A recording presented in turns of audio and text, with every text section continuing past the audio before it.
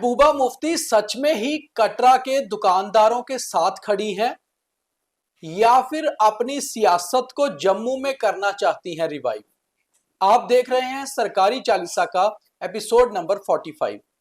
नमस्कार, मैं हूं दीपक खजूरिया। मेरे साथ जुड़ेंगे मेरे सहयोगी पवन शर्मा। और सबसे पहले बात करेंगे कटरा में चल रहे आंदोलन की। अब तो उसका नाम कटरा संघर्ष समिति भी रख दिया गया है और पिट्ठू पौनी वाले हों या फिर दुकानदार, वो सबका यही कहना है कि कहीं ना कहीं आस्था और रोजगार, इसके बीच में सरकार आके खड़ी हो गई है। सरकार यानी कि श्राइन बोर्ड के ऊपर लगातार वो आरोप लगा रहे हैं कि बहुत ज्यादा परिवार जो है उनके रोजगार का मामला है और आस्था भी इसी में है कि सही रूट चले। महबूबा मुफ्ती इसी बीच आज कटरा पहुंची। कटरा पहुंच के संघर्ष समिति के लोगों से मुलाकात की और एक बयान भी दे दिया कि आस्था उसी में है जो मां वैष्णो का सही रूट है उसको सही रखने में, और डेवलपमेंट के नाम पर आस्था के साथ खिलवाड़ नहीं होना चाहिए। पवन जी, कैसे देखते हैं आप उनके बयान को और आज के कटरा दौरे को? देखिए, मैं इस बयान से सहमत भी हूं कि आप आस्था और रोजगार के बीच में कोई और मार्ग तलाशिए। आप लोगों की रोजी रोटी को छोड़िए, उनको काम करने दीजिए, वो अपना घर बार चला रहे हैं। और साथ में आप वैष्णो देवी जाते हो, आपके अंदर ये एक श्रद्धा होती है कि हम पहली सीढ़ी से लेकर आखिरी सीढ़ी तक जाएंगे।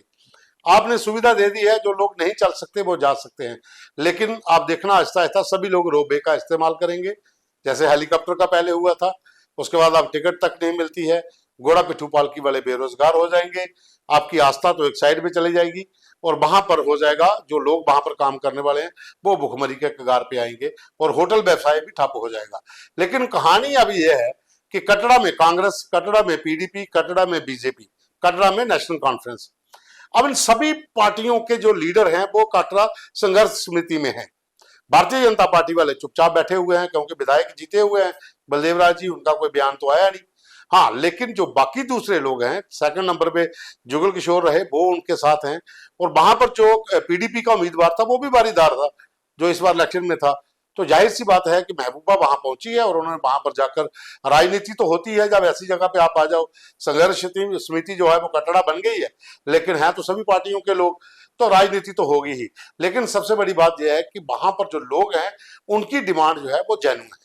कहने की बात यह है कि करोड़ों श्रद्धालु जो मां वैष्णो के दर्शन को आते हैं उनके लिए आस्था का केंद्र कटरा भी है, क्योंकि कटरा को धर्म नगरी का नाम इसीलिए दिया गया है क्योंकि त्रिकुटा हिल्स के चरणों में बसती है। और कटरा से जो यात्रा शुरू होती है 13 किलोमीटर की मां के भवन के लिए, तो उसके बीच में जय करे लगाते हुए श्रद्धालु आगे बढ़ते हैं। कटरा के लोगों का कहना भी बिल्कुल सही है कि आस्था के नाम पर उनका रोजगार ना छीना जाए, मगर आस्था और रोजगार के बीच में सियासत आ चुकी है और अब सियासी रोटियां सेकने की भी कोशिश हो रही है। मगर श्राइन बोर्ड को कुल मिलाकर इसके ऊपर कोई अहम फैसला लेना पड़ेगा, क्योंकि श्रद्धालुओं को भी असुविधा हो रही है जिस तरह से आंदोलन आगे आगे बढ़ रहा है।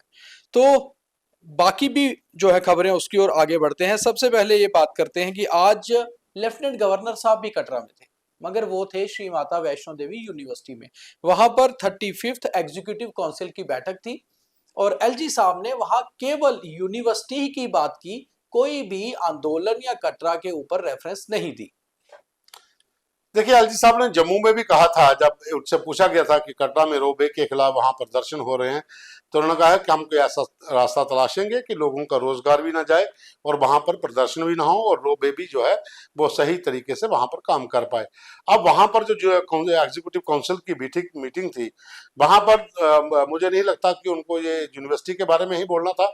रोबे के बारे में तो मुझे लगता नहीं वो कुछ किसी ने पूछा भी नहीं होगा और बोलेंगे भी नहीं, क्योंकि उपराज्यपाल अगर चाहें वहां पर तो रोबे गंडोला जो है ये अप्रूव हो चुका है। अब ये कोई कहे कि ये बंद हो जाएगा, बंद तो होगा नहीं, क्योंकि हेलीकॉप्टर को लेकर भी यही विवाद हुआ था, बैटरी कार को लेकर भी वही हुआ था, ताराकोट जो नया मार्ग बन रहा है उसमें गाड़ी जाने का उसका भी यही हुआ था। लेकिन सब लोग जो है, सब प्रोजेक्ट अपनी जगह काम कर रहे हैं, तो ये तो होगा ही। लेकिन लोगों के लिए सोचना चाहिए। वो हो सकता है एलजी साहब श्राइन बोर्ड या दूसरे लोगों के साथ मिलकर इस पर भी बैठक करें। डायरेक्टर स्कूल एजुकेशन कश्मीर का एक बहुत बड़ा बयान आया है और अगर वो लागू होता है तो बहुत बेहतर भी होगा। उन्होंने कहा है no school can interview children for admission. छोटे बच्चों की जो स्कूल में एडमिशन्स होती हैं प्राइवेट स्कूल्स में, उनके एक ट्रेंड चल पड़े हैं पिछले कुछ सालों से कि बच्चे का इंटरव्यू होगा, वो इंटरव्यू में पास होगा तो एडमिशन में आएगा।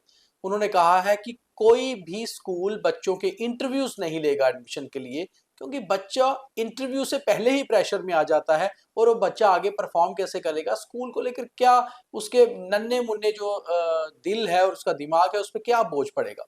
तो पवन जी, फैसला तो अच्छा है अगर लागू होता है। लागू नहीं होगा, क्योंकि यहाँ बहुत बड़े बड़े लोग हैं जिनके स्कूल्स हैं और वहां पर ये गेम चल रही है।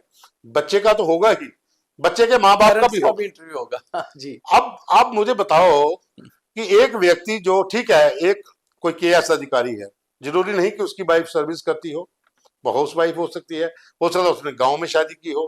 अब वो नॉलेज वो ढूंढेंगे उसके हस्बैंड की तरह उसके भीतर। और बड़े स्कूल जम्मू में ऐसे हैं, यहाँ पर सिर्फ यही देखा जाता है, अच्छी फैमिली है, बड़े लोग हैं, इंटरव्यू का खाली नाम होता है, अपना अपना सिस्टम आगे का फ्यूचर देख के एडमिशन देते हैं। नॉर्मल फैमिली का कोई जाएगा, माँ बाप का इंटरव्यू होगा, बच्चे का होगा, लिस्ट आएगी, उसमें नाम ही नहीं होगा। तो जम्मू डायरेक्टर स्कूल को भी इसके ऊपर संज्ञान लेना चाहिए। मुझे तो लगता है कि पूरी गवर्नमेंट को लेना चाहिए और एक बड़ा फैसला आना चाहिए कि कोई इंटरव्यू बच्चों का नहीं होगा। आप जो बच्चा अभी स्कूल जिसने देखा भी नहीं, वो स्कूल जा रहा है, तो उससे पहले ही प्रेशर में आप डाल देते हो इंटरव्यू लेकर। तो ये बंद होना चाहिए, जम्मू में भी होना चाहिए, कश्मीर में भी होना चाहिए। चलिए, ये बंद होगा और अगर सरकार चाहेगी तो देखते हैं सरकार इसके ऊपर क्या रुख अपनाती है। और कश्मीर से एक अच्छी खबर, मौसम के हिसाब से कश्मीर में आज सीजन की पहली बर्फबारी, पहलगाम के बेताब वैली हो, गुलमर्ग हो या फिर सोनमर्ग, तीनों जगह आज बर्फबारी हुई है और उसका असर जम्मू में भी देखने को मिल रहा है। जम्मू में भी शीतलहर लगभग शुरू हो गई है, एक सर्दी फील हो रही है। तो समय पर सर्दी शुरू होना हमेशा अच्छा रहता है। मुझे लगता है इस बार 30 नवंबर को जो बर्फबारी हुई है, अगर आगे भी बर्फबारी समय पर रहती है तो सीजन सर्दियों का बहुत अच्छा होगा, टूरिज्म के हिसाब से भी और फसलों के हिसाब से भी। आगे ही बहुत लेट हो गया है, अब नवंबर 30 है, आपके पास जनवरी और दिसंबर और फरवरी 3 ही महीने बचे हैं। पहले क्या होता था, अक्टूबर में आपके पास ठंड आ जाती थी, अक्टूबर मिड के बीच स्नोफॉल भी कई जगह पे शुरू हो जाता था। नवंबर फर्स्ट वीक में लोग स्नोफॉल का एंजॉय कर रहे होते थे। अब 30 को जाके स्नोफॉल हो रहा है, किसान परेशान है, बारिश नहीं हो रही, गेहूं की फसल लगानी है, डीएपी खाद तो मिल गई लेकिन पानी नहीं है, नहरों में इतना पानी ज्यादा नहीं है कि टेल एंड तक पानी पहुंच सके।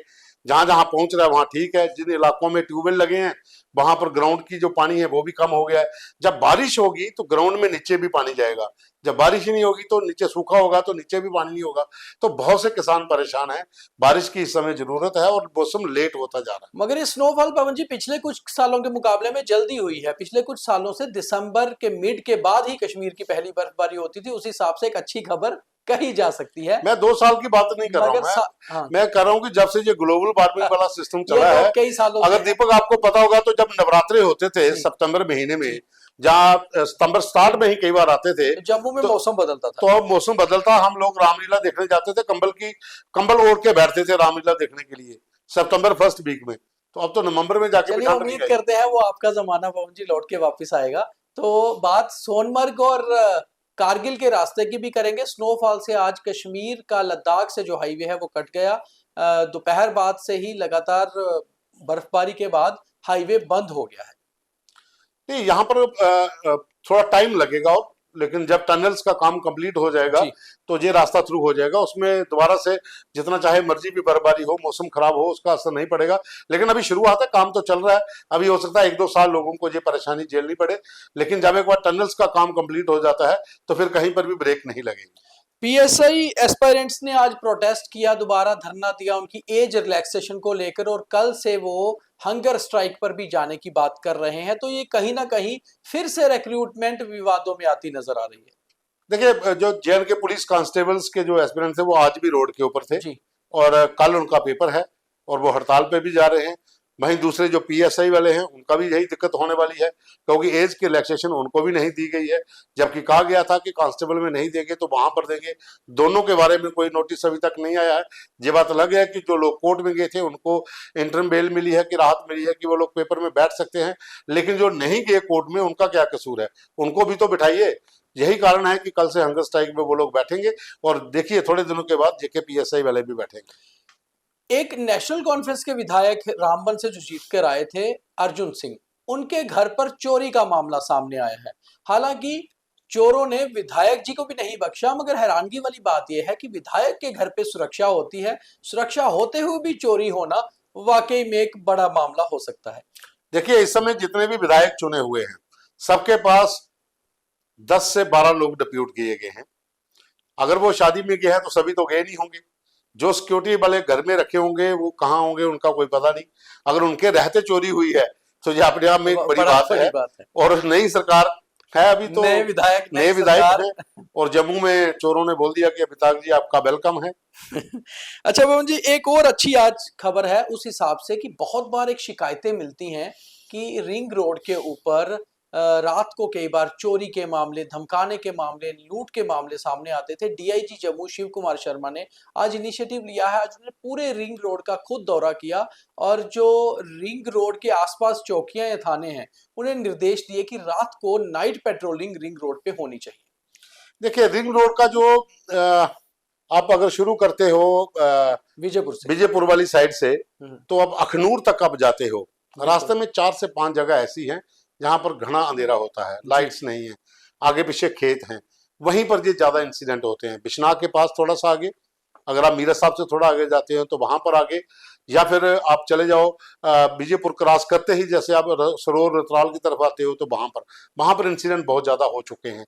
और अब अगर इनिशिएटिव पुलिस ने लिया है तो पेट्रोलिंग तो होनी चाहिए। पेट्रोलिंग भी ऐसी होनी चाहिए कि मूवेबल पेट्रोलिंग हो, एक गाड़ी जा रही हो तो दूसरी थोड़े वक्फे के बाद वहां पर चले, और चौकी स्थापित होनी चाहिए।